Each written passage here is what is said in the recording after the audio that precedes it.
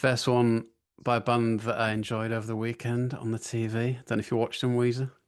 I so much of this list is influenced by the Glastonbury footage that I watched, and I'm so happy to not be at Glastonbury and just sit with a gin and tonic watching it in a cool room.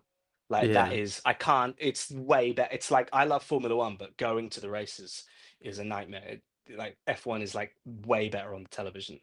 And I now have aged into the bracket of watching Glastonbury at home. And I thought 1975 I posted a video kind of taking the piss out of them.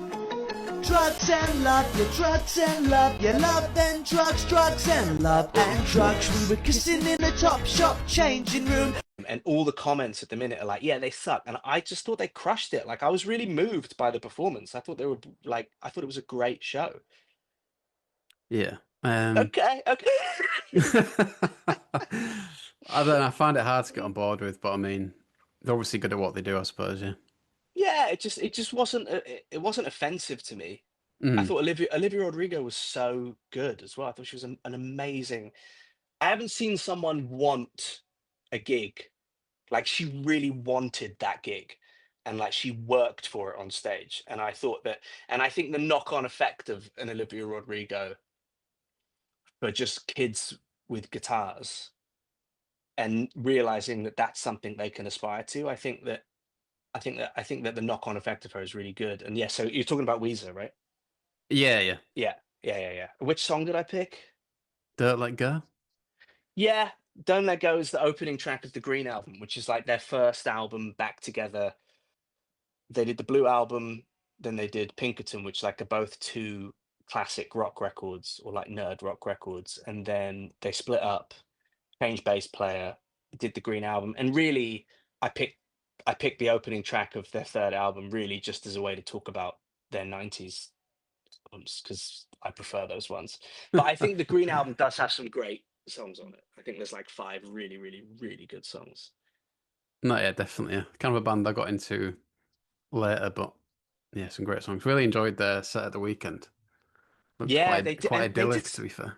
Yeah, and they did some really. I had tickets to see them yesterday. They opened for the Deftones, Yeah. and I couldn't go because I had to do a live stream for my podcast, and it was the same set that they did at Glastonbury. So I feel like I kind of saw it. But they did some deep cuts as well. They did "You Gave Your Love to Me Softly," which is like a B side from Pinkerton, I think.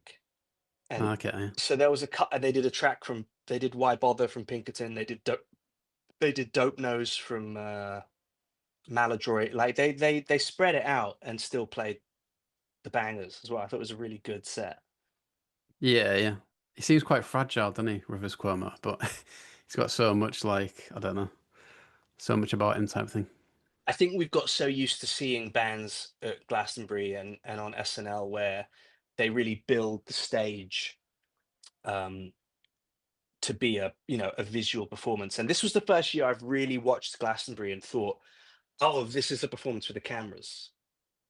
Okay. Like so much of it is orchestrated around the singer connecting with the camera and everyone at home.